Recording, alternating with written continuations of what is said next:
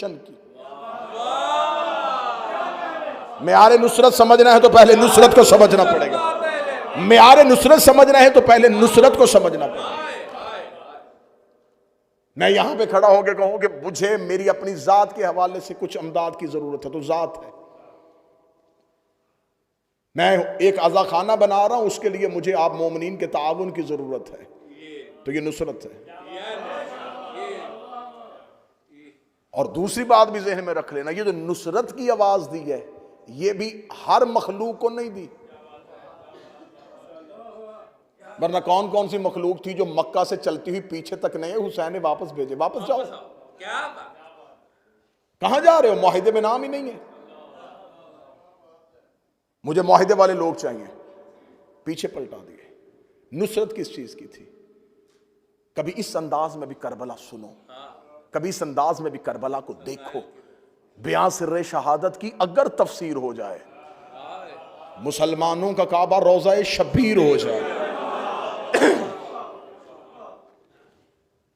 Karbala के टीलों पे अंबिया की रूहें खड़ी थी और हुसैन आखिरी सजदा अदा करने लगे थे। हुसैन का ये ना हो कि मैं आखिरी सजदा अदा कर दूं तो फिर इन नबियों में से कोई एक कह दे हम भी होते, तो ये सदा अंबिया की तरफ से कोई है जो नुसरत में हिस्सा डालना चाहे? सदाए अंबिया खामोश थी। नुसरत होती है मकसद के लिए। अब नुसरत समझोगे तो नासर समझ में आएगा। अब 12वें शहनशाह को लश्कर नहीं चाहिए, लड़ने वाले नहीं चाहिए, नासिरीन चाहिए। बड़ा बड़ा गलत तरीके से कॉन्सेप्ट फैलाया जा रहा है, कौम तक पहुंचाया जा रहा है। पहले एक दौर होता था अकीदा महदी होता था, अब महदवियत हो गया है।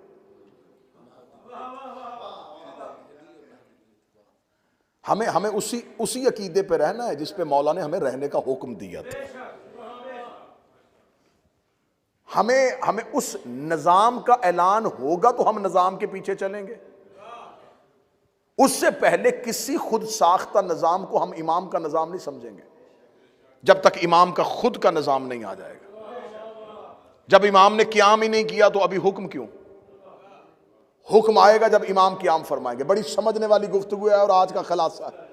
अभी इमाम का क़याम नहीं है, अभी सिर्फ तैयारी के दिन है कि नुसरत पे लिए अपने आप को आमादा करना है। कल मैंने 2 शर्तें पढ़ी थी और आज आगे चलते हैं।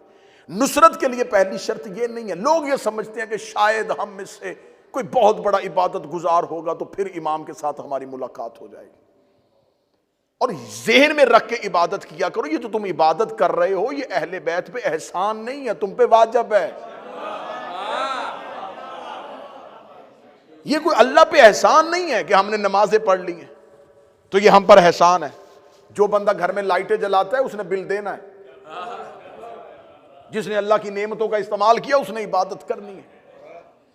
अहले बैत के नजदीक आने के लिए इबादत शर्त नहीं है। हाँ, इबादत जरूरी है, इबादत के साथ इंसान के नफ्स की रूह की पाकीज़गी होती है। पहली शर्त यह है मवद्दत। जिसके लिए, जिसके करीब जाना चाहते हो उसके साथ तुम्हारा ताल्लुक कैसा है। पहली चीज मवद्दत। मवद्दत पैदा करने के लिए पहले अंदर इश्क की आग जलानी पड़ेगी। बाहर से गेटअप तब्दील करने से बेहतर है अंदर से निजाम बदलना।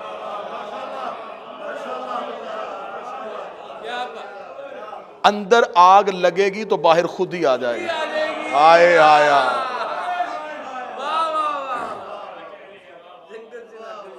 ये खोखला निजाम लोगों को दिखाने के लिए ठीक है।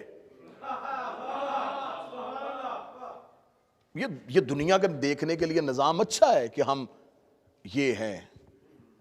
हर इंसान खुद समझता है कि मैं क्या हूं। जितनी अहादीस चाहोगे मिंबर पे पढ़ने के लिए तैयार हूं। हर हदीस में हुक्म मारिफत का आया है। जिसने अपने वक्त के इमाम की मारिफत न की, यारिफ इमाम ज़माना ना माता मीततन जाहिलिया। यहां लफ्ज़ मोहब्बत नहीं आया, मारिफत आया है। पहचानो, पहचानो। जगह जगह मासूम ने हदीस में मोहब्बत करने वालों का नाम नहीं बताया, मारिफत करने वालों का नाम। अब मारिफत क्या है? पहचानना और है, जानना और है। चले मैं बड़ी आसानी से, बड़ी दो तीन में, सारी दुनिया के लोग इस्लाम आने से पहले अल्लाह को जानते थे, पहचानते नहीं थे। उन्हें पता था कि कोई है जो पत्थर में कीड़े को रिज्क देता है, जो कोई है जो सूरज निकाल रहा, कोई है। तो उन्होंने अपने अपने तसव्वुर के मुताबिक अपना अपना खुदा बना लिया। जो जिससे डरता गया उसे सजदा करता गया।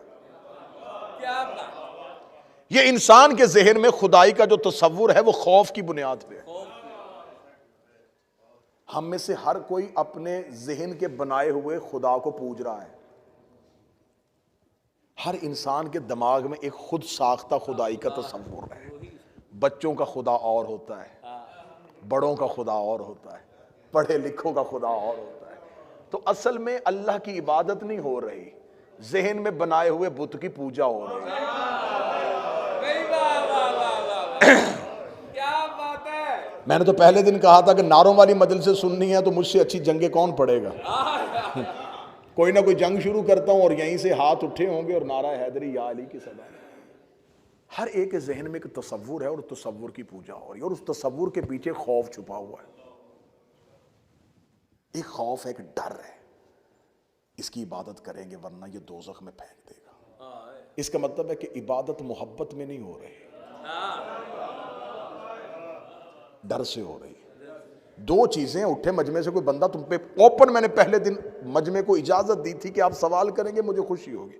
दो चीजें इबादत कर रही हैं, या लालच या खौफ। इस काबिल है, या लालच इबादत करवा रहा है या खौफ इबादत करवा रहा है। लालच इबादत है, करेंगे तो कुछ मिलेगा। खौफ इबादत करवा रहा है, नहीं करेंगे तो कुछ हो जाएगा। या खौफ है या लालच है, उसकी कौन कर रहा है? एक ही जुमला तारीख में आज तक गूंज रहा है, ऐ अल्लाह मैं तेरी इबादत, तेरे जन्नत के लालच में नहीं, तेरे जहन्नम के खौफ से नहीं, मैं इसलिए करता हूं। हाँ, मैं इसलिए रुका था, मैं इसलिए रुक रहा था, आधा आधा टुकड़ा पढ़ रहा था कि तुम वो जुमला पढ़ो जो तुम तक गलत पहुंचाया गया है, ताकि मैं फिर तस्हीह करूं। क्या कहा जाता है जी? अली ने फरमाया मैं तेरी इबादत इसलिए करता हूं तू लायक ही इबादत, लफ्ज लायक दिखाओ, आज के बाद मिंबर पे नहीं आऊंगा। अली ने फरमाया मैं तेरी इबादत इसलिए करता हूं तू अहल ही इबादत के है, तू इस अहल है कि तेरी, तू इस अहल है कि तेरी इबादत की जाए। कुरान की इज्जत की कसम है, आदम से लेके अब तक अल्लाह की अहलियत पे सिर्फ अली बोला है।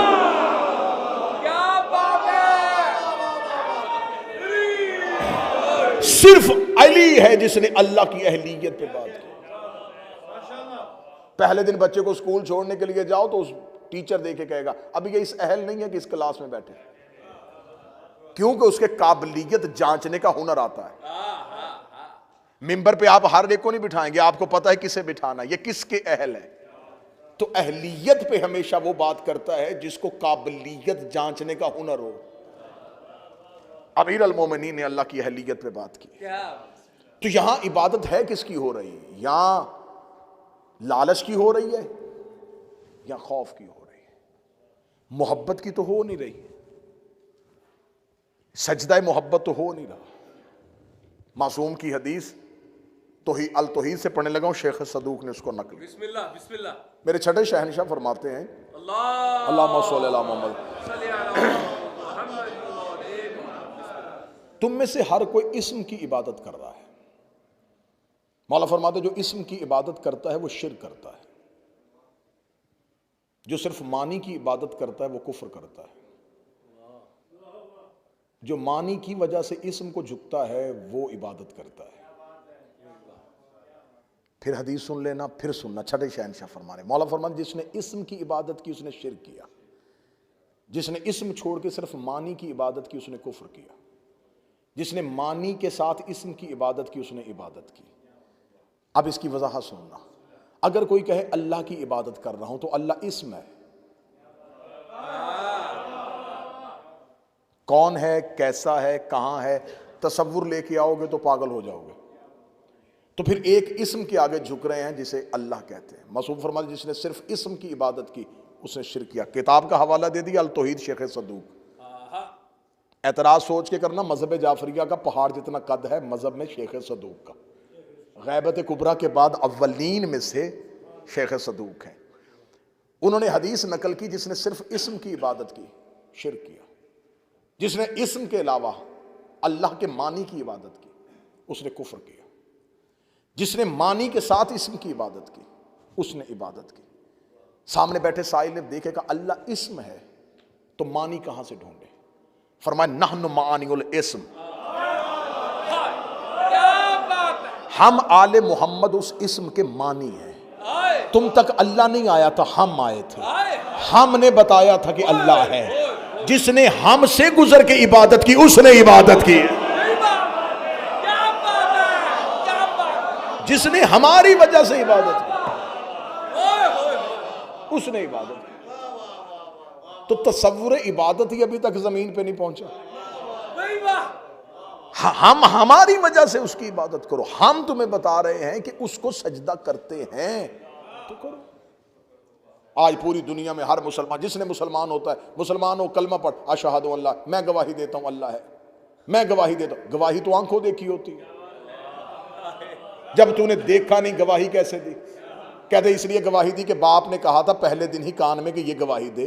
बाप को बाप के बाप ने कहा था, उसको उसके बाप ने कहा था, उसको उसके बाप ने कहा था, हत्ता कि हमारे नबी ने कहा था, हमारे आइमा ने कहा था। तो इसका मतलब है ये गवाही तूने खुद नहीं दी, तूने सुन के दी है। उसने उससे सुनी, उसने उससे सुनी, उसने उससे सुनी, उसने अपने इमाम से सुनी, इमाम ने नबी से सुनी। मिंबर पे हाथ रख के बरमला ऐलान करके कह रहा हूं तुमने सुन के दी है, उन्होंने देख के दी है।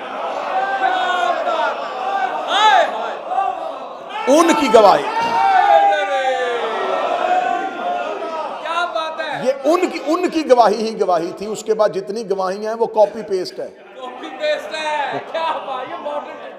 वो कॉपी पेस्ट है। उनकी गवाही के बाद हमने गवाही दे दी। उन्होंने गवाही दी तो हमने गवाही दी, उन्होंने दी तो हमने दी। इसका मतलब हमारा दीन उनकी गवाही पे खड़ा है, हमारा पूरा दीन उनकी गवाही पे खड़ा है। तो तसव्वुर इबादत कहां पे है? किसको सजदा किया जा रहा है, कैसे सजदा करना है, इबादत का तसव्वुर क्या है, इबादत का म्यार क्या है, इबादत कहते किसे हैं, इबादत होनी कैसे है? तो इबादत समझने पहले मैंने कहा कि जानना और है, पहचानना और है। जानने और पहचानने में फर्क। किसी एक बंदे को बाहर से लेके आओ जो मुसलमान ना हो, उसे को ये क्या है, वो कहेगा एक बुक है, ये जानना है। 6 साल का मुसलमान का बच्चा लेके आओ, वो पहले चूमेगा, आंखों को लगा के कहेगा ये कुरान है, ये पहचानना है। किसी को बाहर से उठा के लेके आओ, ये क्या है, वो कहेगा मेज है। यहां से छोटे से बच्चे को सोए को उठाओ, वो क्या है, वो कहेगा मिंबर है। जिसने मेज कहा था उसने गलत नहीं कहा था, वो जानता था, ये पहचानता है। जानना और पहचानना और। हुक्म है इमाम को पहचानो।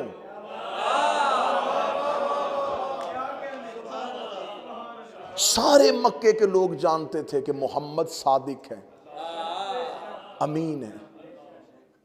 इस्लामियात की किताबों में लिखा है कि वो अमानते नबी के घर रखवाते थे, नबी से कहते थे। हत्ता कि यहाँ तक वाकया इस्लामियात की किताबों में हमारे बचपन में पढ़ाया जाता, शायद अभी तक सिलेबस में हो कि रसूल ने कहा अगर मैं तुम्हें कहूँ पहाड़ के पीछे लश्कर है तो मान जाओगे? उन्होंने कहा हम मानेंगे क्योंकि कह जो तू रहा है। इतना नबी पे यकीन करते थे कि वो कहते तू जो कहेगा हम मान लेंगे, हम सादिक मानेंगे, हम अमीन मांगे, अमानते तेरे घर रखवाएंगे, हर बात का फैसला तुझसे करवाएंगे, लेकिन तुझे रसूल अल्लाह नहीं कहेंगे। फजीलत का इकरार करने से कोई फायदा नहीं हुआ, क्योंकि फजीलत के इकरार से फायदा नहीं होता, हक के इकरार से फायदा होता। जुमला सुनना और फिर दाद देना। मोहम्मद को, रसूल को सादिक कहना, अमीन कहना, सच्चा कहना, यासीन कहना, ताहा कहना, मुजम्मल कहना, मुदस्सर कहना, ये मेरे नबी की फजीलतें हैं। मोहम्मद रसूलुल्लाह कहना ये मेरे नबी का हक है। अली को मुश्किल कुशा मानना, अली को हाजत रवा मानना, अली से मन्नतें मांगना, अली से मदद मांगना, अली को अपना सब कुछ मानना, ये अली की फजीलत है। अलीयुल वलीउल्लाह अली का हक है। जैसे बंदा 1000 फजीलतें माने और मोहम्मद रसूलुल्लाह ना पढ़े तो उसे कोई फायदा नहीं होता। अली के सारे फजाइल पढ़े और अलीयुल वलीउल्लाह ना पढ़े, कोई फायदा नहीं होता। इसका मतलब है फजीलतों के इकरार से फायदा नहीं होता, हक के इकरार से फायदा होता है। आज कोई बंदा कलमा पढ़ के कहे मैं सैयदा को सैयदत आलमीन मानता हूं, नबी की बेटी मानता हूं, जन्नत की औरतों की सरदार मानता हूं, ये सारी फजीलतें हैं। फदक ज़हरा का हक है।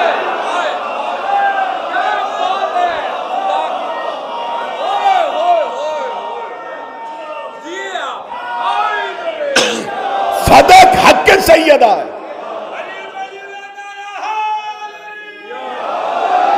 यही वजह है कि सैयदा ने दरबार में अपनी फजीलत की आयतें नहीं पढ़ी थी, अपने हक की आयतें पढ़ी थी।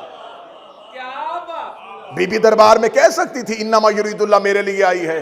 आया मुबाहला में मैं गई थी, इन्ना तो ऐना कल कौसर खुदा ने मुझे कहा है। बीबी ने दरबार में खड़े होके एक आयत भी फजीलत की नहीं पढ़ी, सारी आयतें अपने हक की पढ़ी। फजीलतों को जानना जाता है, हक को पहचाना जाता है। अब हमने देखना है कि अहले बैत का हक क्या है। मैंने चौथी या 5वीं मजलिस में कहा था कि ज़ियारत हजरत अब्बास में जुमला है मफाती से लेके हजरत अब्बास के जरी पे पड़ी हुई ज़ियारत की किताब तक। छठे इमाम कहते अल्लाहुम्मा अन मन जहल हक, अल्लाह लानत करे उस पे जिसने अब्बास के हक को नहीं पहचाना। तो शर्त पहचानना है। सबसे पहली चीज यह है कि तुम अपने वक्त के इमाम को जान रहे हो या पहचान रहे हो। जब इमाम हुसैन अलैहिस्सलाम ने मदीना छोड़ा तो क्या अरब के लोग नहीं जानते थे ये रसूल का बेटा है? छोड़ो अरब के लोगों को, जो सामने कातिल खड़े थे वो नहीं जानते थे। यह अपना रसूलुल्लाह है, कुरान की आयतें इनके घरों में आई हैं, यही मंजिल वही हैं और यही सब कुछ है, वो जानते थे। जो हुसैन के खैमे में बैठे थे वो पहचानते थे। जानने वाले कलमा पढ़ के भी लानती हो गए।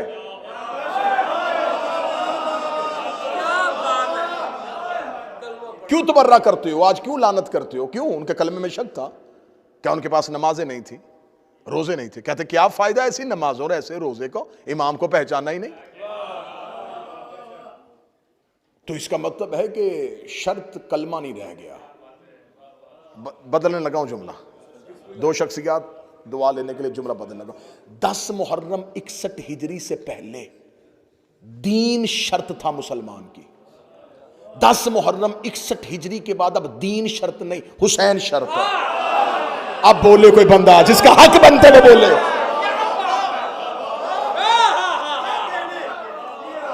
10 मुहर्रम 61 हिजरी से पहले शर्त दीन था।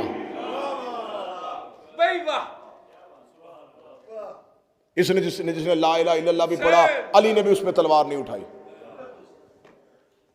बदर में शर्त और थी, उहुद में शर्त और थी, खैबर में शर्त और थी, खंदक में शर्त और थी। जो ही रसूल ने अपना आखिरी खुतबा दिया, रसूल ने कहा शर्त बदलो भाई। मक्के में ला इलाहा पढ़ने वालों को माफ कर देता था, मदीने में आके मोहम्मद और रसूलुल्लाह शर्त हो गई। सुनना सुनना सुनना, मक्के में ला इलाहा इल्लल्लाह पढ़ते थे, मैं माफ कर देता था।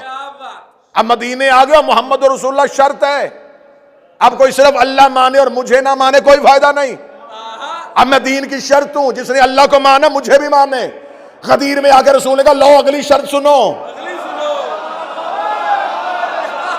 अब अली और वलीउल्लाह शर्त है, ला इलाहा इल्लल्लाह मोहम्मद और रसूलुल्लाह पढ़ो। अगर अली को ना माना तो कुछ नहीं माना। अली दीन की शर्त हो गया। इसका मतलब है कि अली गदीर में शर्त बना, मोहम्मद मदीने में शर्त बना। इधर दीन करबला में पहुंचा, हुसैन का अब कोई शर्त नहीं, अब सिर्फ हुसैन शर्त।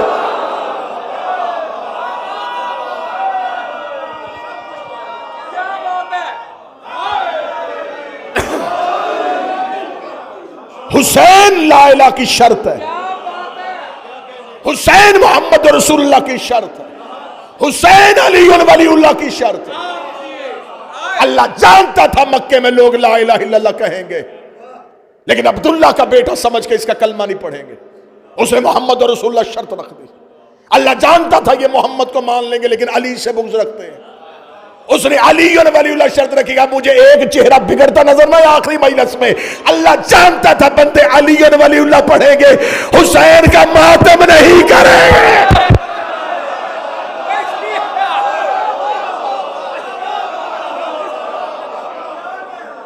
उसने हुसैन शर्त रख दी, हुसैन शर्त है। अब कोई खड़ा होके कहे ना आजादारी हमें क्या देती है,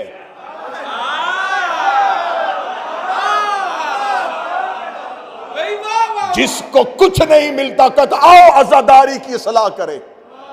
आजादारी नस्लों की सलाह करती है, मैं आखिरी महीने से मिंबर पे पैगाम देके जा रहा हूं, हुसैनिया ब्रेडफोर्ड का माइक इस्तेमाल करूंगा और आवाज कहीं की कहीं पहुंचा दूंगा।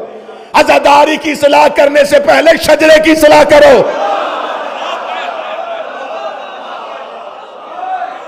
रिकॉर्ड दुरुस्त करवाओ, कहीं ना कहीं कोई कड़ी टूटी हुई मिलेगी।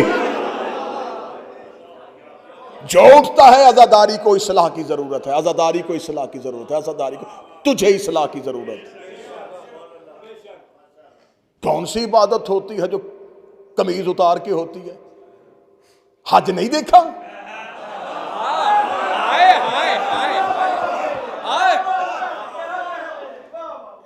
क्या घनौना मजाक हो रहा है मेरे मजहब के साथ। पहचानना है हुसैन को, हुसैन शर्त है, नहीं तो 8वें इमाम का नेशापुर का खुतबा पढ़ना।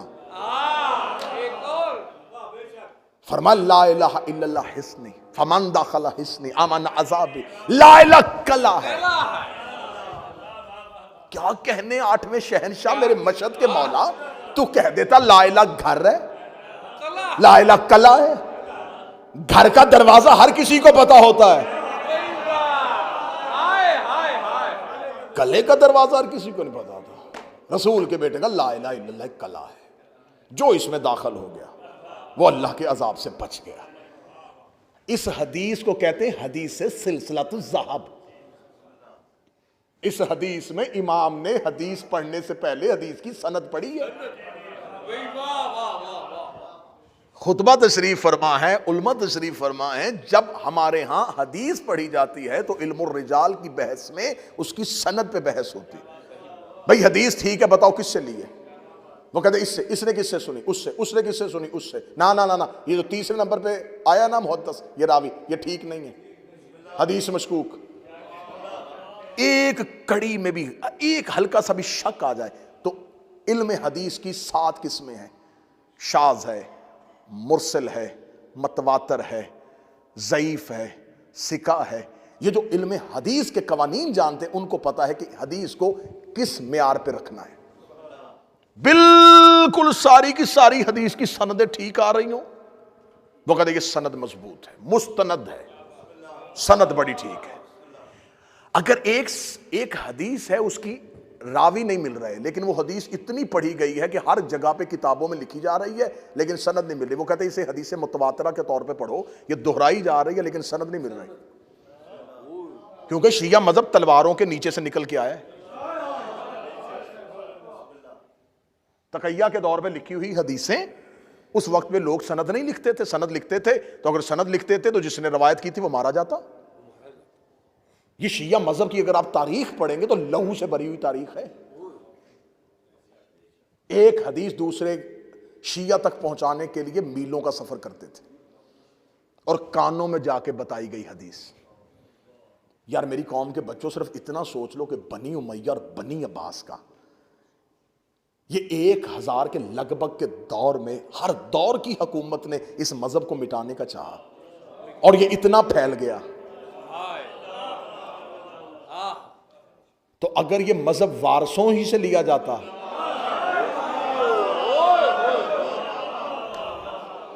फिर मैं एक जुमला कहा करता हूं अपनी तकरीरों में, मैं वो जुमला दोहराने लगा। जिस बीबी के एक खुतबे ने शाम बदल दी, अगर उससे कुरान की तफसीर ले ली जाती, इस वक्त दुनिया का नक्शा क्या होता। तो इस हदीस को, जो जिस हदीस का मैं हवाला देने लगा, ये 8वें शहनशाह ने हदीस कही, तो मेरे मालिक ने फरमाया, सनद पढ़ी पहले मौला ने, क्योंकि सरकार इमाम सादक के बाद मुहद्दिसीन पैदा हो गए थे, हदीसों पे जरा हो तादील होनी शुरू हो गई थी, हदीसों पे बहस होनी शुरू हो गई थी, ये हदीस नहीं सही, ये हदीस ठीक है, ये हदीस। यकीन करो, मैं कोई अजराह तफन्नुन, कोई मजाक के लिए, आपको हंसाने के लिए, कोई फन पैदा करने के लिए जुमला नहीं कहने लगा। ऐसी झूठी हदीसें, ऐसी झूठी, इस दौर को कहा जाता है वज़ाए हदीस का दौर। इतनी झूठी हदीसें गढ़ी गई कि लोग हदीसें दे के सब्जी खरीद के लाते थे, घर में बैठ के झूठी हदीसें लिखते थे।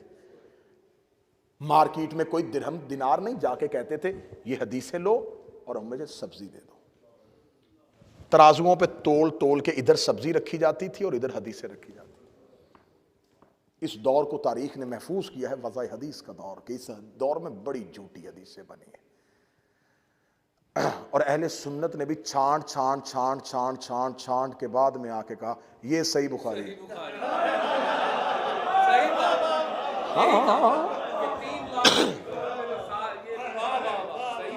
लाखों में से उन्होंने 6,500 निकाले, 6,500 निकाली लाखों की। वाह भाई, ये सही है।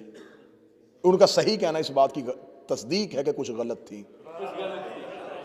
गलत में से सही निकाली जाती, जब सारी सही हो तो क्या सही निकाली। तो मैंने पहले कहा था कि ये अगर आप पढ़ेंगे ना, शिया मजहब की तारीख पढ़ेंगे, बादशाहों और जाबर हुक्मरानों के दौर पढ़ेंगे, तो आप कहेंगे हम तक कैसे दीन पहुंच गया, हम तक ये हदीसें कैसे पहुंच गई। अब मेरे 8वें शहनशाह को पता था कि इमाम के बाद, 6ठे शहनशाह के बाद वज़ाए हदीस का दौर शुरू हो गया था, मुहद्दिसीन पैदा हो गए थे, लोगों ने इज्तिहाद कर लिया था, लोगों ने इस्तंबात करना शुरू कर दिया था, अपनी तरफ से फतवे देने शुरू कर दिए थे, दीन की जड़ें निकालनी शुरू कर दी थी। इमाम ने जीन पे बैठ के इमाम ने हदीस की सनद पढ़ी। इमाम ने कहा ये जो हदीस मैं पढ़ने लगा हूँ, मैंने अपने बाबा से, मैंने अपने बाबा इमाम मूसा काज़म से सुनी है, उन्होंने अपने बाबा इमाम जाफ़र सादिक से सुनी है, उन्होंने अपने बाबा मोहम्मद बाकर से सुनी है, और उन्होंने अपने बाबा हुसैन से सुनी है, हुसैन ने हसन के साथ बैठ के सुनी है, और दोनों ने अली से सुनी है, और अली ने रसूल से सुनी है, रसूल ने जबरील से सुनी है, और जबरील ने खुदा से सुनी है।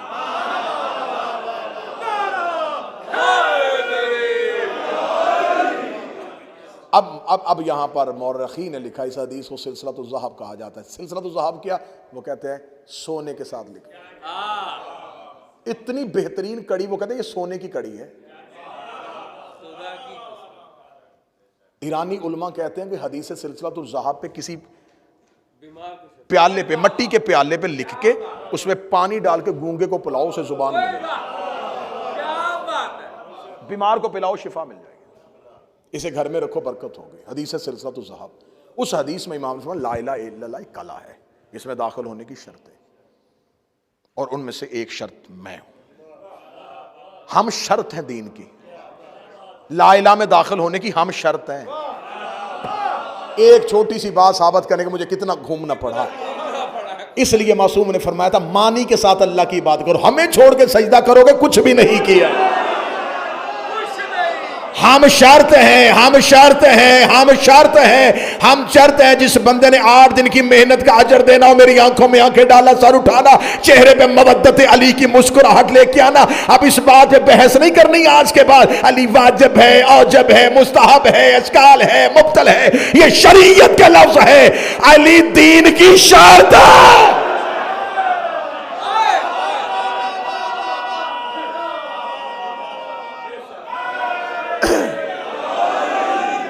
अली दीन की शर्त,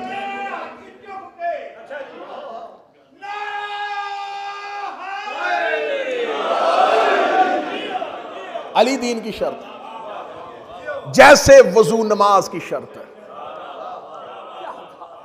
जैसे नीयत नमाज की शर्त। शरायत नमाज नहीं है तो फिर नमाज नहीं, शरायत दीन नहीं है तो फिर दीन नहीं। 10 मुहर्रम 61 हिजरी के बाद बदल गया असूल, अब हुसैन दीन है, अब हुसैन शर्त है। अब हुसैन दरवाज़ा है अली वलीउल्लाह का, हुसैन दरवाज़ा है मोहम्मद रसूलुल्लाह का, हुसैन दरवाज़ा है ला इलाहा इल्लल्लाह का। शर्त हो गई हुसैन। 72 ने शर्त को तस्लीम किया। म्यारे नुसरत समझना है, आज 2, 2.5, 3, 4 घंटे गुजर जाएं, छुट्टी है, किसी ने जाना तो नहीं ना जी, और दिन का टाइम है, कोई नहीं है, सब और बड़ी अच्छी जगह पे पार्किंग करके आए हुए हैं, कोई नहीं है ना जी, कोई खतरा नहीं। ये शर्त है। अब शर्त ये है कि जिसे शर्त मानो उसकी मार्फत करो। दूसरी हाजिरी है आपकी, एक दिन पहले है तो एक दिन अब है, ये शर्त है। अब हम हैं अपने आखिरी वक्त के इमाम की रैयत। लो, सबसे पहला कानून सुनो कि अगर इमाम की नुसरत पे आमादा हो ही चुके हो तो पहले इमाम को शर्त मानो। शर्त मानो, हर काम से पहले शर्त को रखो। नमाज पढ़नी है, इमाम शर्त है। रोजा रखना, इमाम शर्त है। ज़कात देनी है, इमाम शर्त है। खुम्स निकालना है, इमाम शर्त है। मसला पूछना, इमाम शर्त है। मातम करना, इमाम शर्त है। जुलूस निकालना, इमाम शर्त है। शर्त को सामने रखो, फिर अमल करो। अमल करके शर्त तक ना पहुंचो,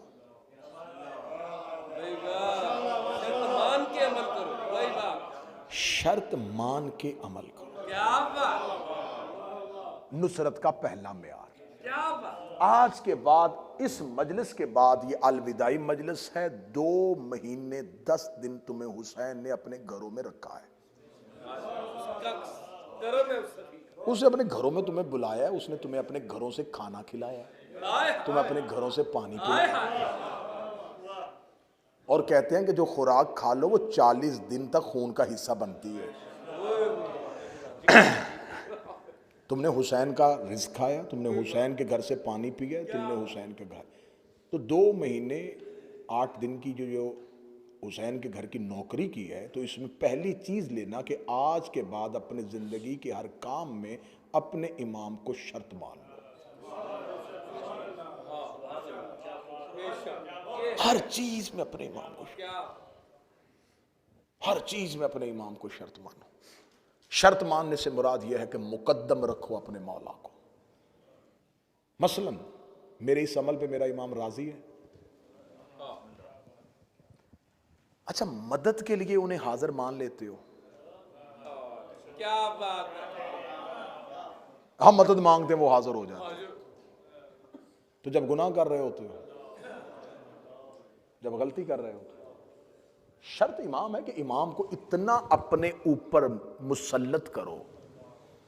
एक आरिफ के पास एक शख्स आया, उसने कहा मैं इमाम के साथ मिलना चाहता हूं। कहते क्या करता है इमाम से? कहता मोहब्बत करता हूं। कहते तुझे है ही नहीं? कहता है।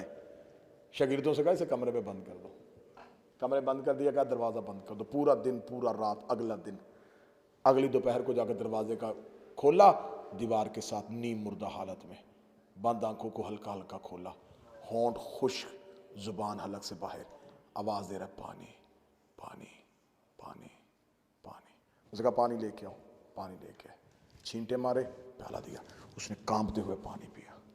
जब पानी पी चुका, वजूद में जिंदगी के असरात वापस आए। आंखें खोली, आंखें खोल के कह रहा मैंने तो कहा था कि मौला से मोहब्बत करनी है, ये आपने मेरे साथ क्या किया? उसने कहा पानी पानी पानी पानी क्यों कर रहा था? तेरी तो आंखें बंद थी।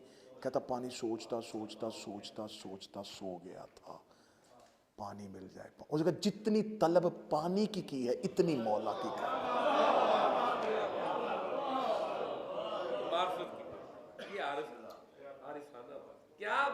कभी अपने मौला से भी इतनी मांग, उसकी भी इतनी तलब की है। जब भी मुश्किल में कहा या अली मददगार, या साहिबुज़्ज़मान अदरिकनी, सिर्फ मुसीबत की तस्बीह का नाम नहीं, सांसों की तस्बीह का नाम। हाय हाय क्या अपने वक्त की आका और मौला को अपनी शर्त बनाओ। नुसरत, बात कबूल हो रही है जी? चलें आगे।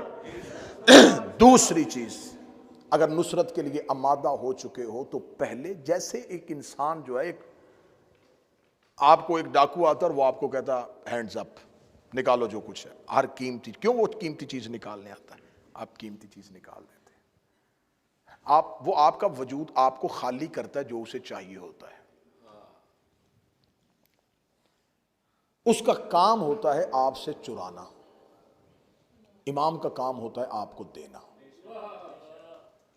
तो अपना आप अपने वक्त के इमाम के सामने खाली करो,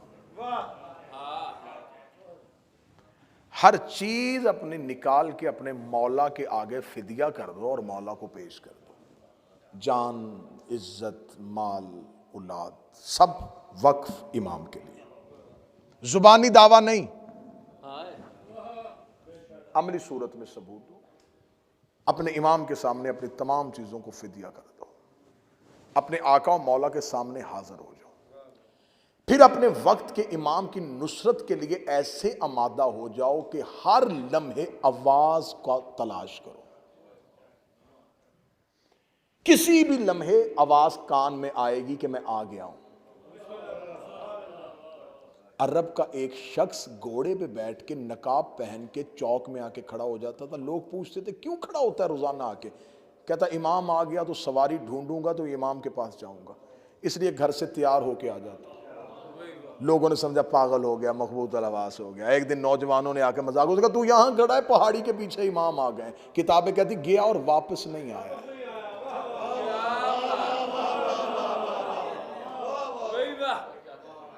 अरब की औरत एक बुरका पहन के सोती थी। किसी ने कहा बुरका पहन के क्यों सोती है? उसने कहा इमाम आ गए, बुरका ढूंढूंगी या मौला के पास जाऊंगी। मौला के आने का इतना यकीन हो कि हर लम्हा कान आमादा हो उसकी सदा सुनने के लिए। ठीक हो गया जी? इससे आगे चलो।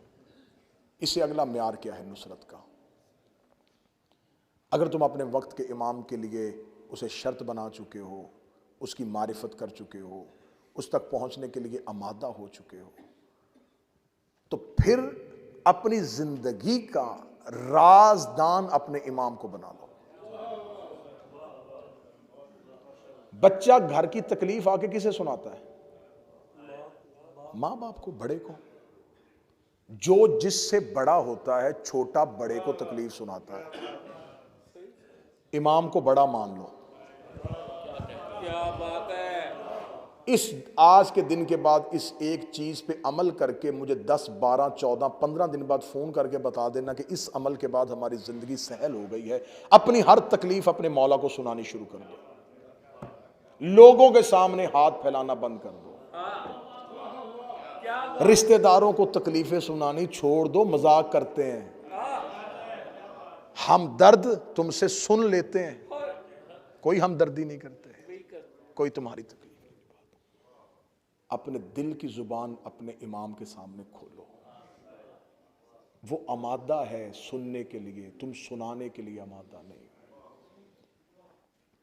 आखिरी शर्त सुनो और मैं सलाम करूं। किसी माँ बाप का बेटा घर शाम को ना आए, सो जाते हैं, बहन का भाई ना आए, बच्चों का बाप ना आए। कितने साल हो गए तुम्हारे इमाम को गैबत में गए?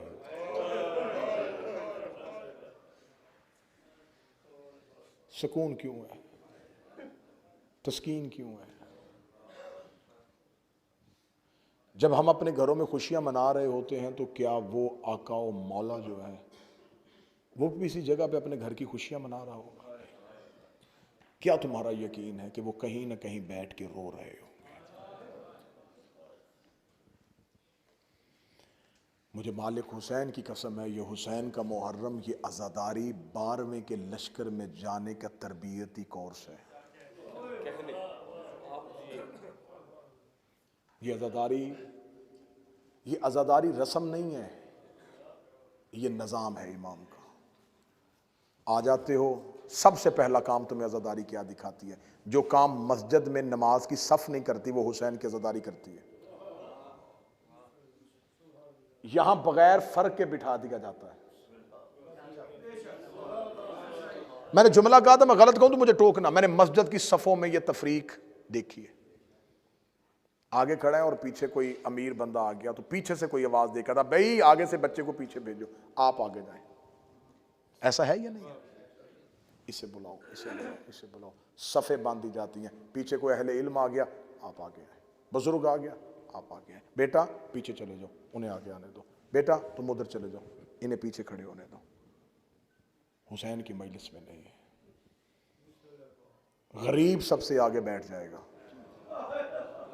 अमीर सबसे पीछे बैठ जाएगा। यहां जमीन पे बिठाया जाता है ताकि इंसानी गरूर का खातिमा हो, इंसान का तकब्बुर मिट जाए। अली फरमाते कि जमीन पे बैठने वाला इस सोच के साथ बैठे कि वो गिरता नहीं है। क्या हमेशा इंसान ऊंचाई से गिरता है। जितनी देर बैठे हो तुम्हें घर का कोई खौफ नहीं, कोई ख्याल नहीं, कोई कुछ नहीं। ये हुसैन के 12वें आका की नुसरत का तरबियती कोर्स है कि जब इमाम के घर में आ जाओ तो फिर अपने घर की फिक्र ना करो। आखिरी बात कहने लगा हूं, इसी बात को पूरा खलासा समझना। अगर 2 महीने 8 दिन हुसैन के घर रहे हो तो अब अपने घरों को वापस जा रहे हो तो हुसैन को अपने घर लेके जाना, हुसैन को अपने घर लेके जाना। घरों की तरबियत आके इमाम बारगाहों में ना दिखाया करो, इमाम बारगाहों की तरबियत जाके घरों में दिखाया करो। घरों की तरबियत लेके इमाम बारगाहों में आओ। हुसैन के घर की तरबियत अपने घरों में लेके जाओ। ये अगर आज़ादारी ना होती, ये मेरी कौम के बच्चे जो हैं इनका शऊर ही मर जाता। जिस हुसैन ने तुम्हें अपने घरों में बिठाया था वो जुलूस के साथ क्यों निकालता है? ताकि ज़माने को बताओ कि हुसैनी कैसे होता है। ये जुलूस नहीं है, ये 12वें के लश्कर की तैयारी है। अपने वक्त के इमाम के सामने अपनी हाजात रखनी शुरू कर दो, अपनी तकलीफ़ें बतानी शुरू कर दो, अपने मौला को अपना राजदान समझ लो। मैंने जुमला आखिरी कहा था, जिस माँ बाप का बच्चा घर ना आए हैं वो नहीं सोते। कितने साल हो गए, गैबत कुबरा में गया हुआ है मेरा आका। किस वजह से गया था? खुशी से गया है, जमाने के दर्दों से गया है, लोगों की बेवफाई के डर से गया है। मौला अमीर अल मोमिनीन 25 साल अपने घर का दरवाजा बंद ना करते अगर मुखलसीन होते। किस दौर के इमाम को मानने वालों ने वो कदर दी है? सबसे ज्यादा तादाद करीम करबला को मिली है 72। ये 72 मुखलस अली को मिल जाते क़याम कर देते, मौला हसन को मिल जाते क़याम कर देते, जिन्होंने कायनात में सब कुछ बांटा। कोई तलवार से, कोई जहर से, कोई जिंदानों में। 11 हुज्जतें अल्लाह ने जमीन पे भेजी और खुदा ने कहा मैंने चाहा था कि तुम मेरी कदर करो। फ़बी अय्यि आलाए रब्बिकुमा तुकज़्ज़िबान। मैं बार बार तुम पे अनाम करता गया, तुम बार बार मेरी नेमतों को झुटलाते रहे। अब तुम इस काबिल हो ही नहीं कि मैं अपना आखिरी चिराग तुम्हारे दरमियान जलाऊं। वो तौहीद के फनूस के अंदर जलाया हुआ है। बड़ी जल्दी है उसे इंतकाम हुसैन की, बड़ी जल्दी है उसे इंतकाम ज़हरा की। सतर कहूंगा जहां जहां सैयद बैठा है हाय की आवाज जरूर निकलेगी। हजरत अब्बास ने चंद घंटे सब्र किया था, 12वां कई सालों से सब्र कर रहा। आखिर हजरत अब्बास ने कहा था मौला या लड़ने दीजिए या फिर मरने दीजिए, मुझसे ये हालत अब देखी नहीं जाती। बस इसी को निसाब इश्क समझना, इसी ही को दर्स समझना, इसी को मजलिस सुनना, इसी को पैगाम समझना। तुम घरों को जा रहे हो और ज़ैनब शाम चली।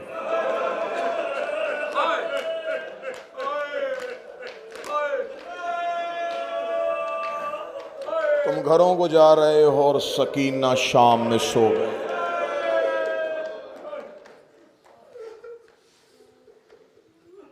कल से लिबास बदल जाएंगे। जो खुशियां अयामे अज़ा में आई और ना कर सके, वो खुशियां करनी शुरू कर दोगे। फिर अगले 10 महीने इंतजार हुसैन की आज़ादारी का।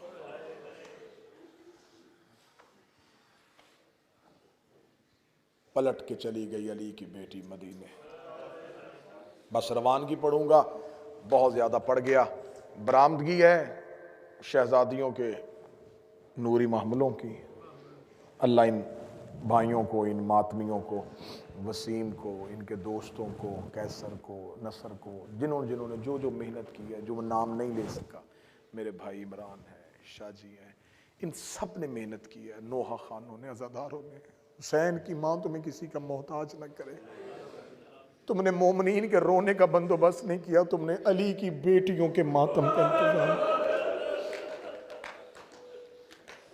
इतने दिन मेहमान रही हैं रसूल की बेटियां तुम्हारे पास, विदा हो रही हैं। अली की बेटी पलट के आ गई वापस मदीने, और मदीने आके बीबी ने रो के कहा, सज्जाद ये मदीना है। अब बड़े हौसले के साथ सुनते आना है, सज्जाद ये मदीना है। अल्लाह आपका साया कौम के सर पे सलामत रखे। बुजुर्ग हैं, अज़ादार हैं, है सज्जाद ये मदीना है, अम्मा मदीना है। कुछ ज़ाकरीन अली भाई पढ़ते हैं कि बीबी ने आके कहा, सज्जाद ये कौन सा शहर है? नहीं, आलिमा गैर मुअल्लिमा। बीबी ने कहा हाँ, ये इस जुमले में भी दर्द है। बीबी ने कहा मदीना है ना? हाँ मां मदीना है। बीबी रो के दी, पहली बार बाहर से देखा। 28 रजब को गई थी तो अब्बास के पैरे में गई थी। अम्मा ये मदीना है। बीबी रो के कहती है, सज्जाद मुझे नाना की कब्र पे छोड़ा। मौला सज्जाद ने माँ का हाथ पकड़ा, कब्र मुस्तफ़ा पे लेके आए। बीबी देखती, सज्जाद आप वापस जाए, मुझे अकेली को नाना की कब्र पे रहने दे। मेरी शहजादी कब्र रसूल पे आई। बिहार में अल्लामा मजलसी ने बीबी का वो नोहा लिखा है। बीबी कब्र रसूल पे इमरान भाई, और काफी देर कब्र मुस्तफ़ा को दे के सिसकियां लेके रोती रही। थोड़ी देर के बाद बीबी ने नोहे की पहली सतर पढ़ी। मैं 4 सतरें पढ़ूंगा, मातम की तैयारी करना। बीबी ने पहली सतर पढ़ी। बीबी रो के कहती, नाना कब्र से निकल के पहचान में वही ज़ैनब हूं। बीबी ने दूसरी सतर पढ़ी। बीबी रो के कहती, नाना तेरी अजान बच गई, मेरा मुअज्जिन मारा गया। बीबी ने तीसरी सतर पढ़ी। बीबी रो के कहती, नाना तेरी नमाज बच गई, मेरा नमाजी करबला में रह गया। चौथी सतर पढ़ने से पहले अली की बेटी ने गठड़ी खोली। गठड़ी से हुसैन का तीरों वाला कुर्ता निकाला। कुर्ता निकाल के कहती, नाना एक बार कब्र से बाहर निकल, पहचान के बता, ये उसी हुसैन का कुर्ता है जो तेरी जुल्फे थामा करता था। ये उसी हुसैन का कुर्ता है जिसका लिबास जन्नत से आया था। कब्र मुस्तफा पे जलजला आ गया।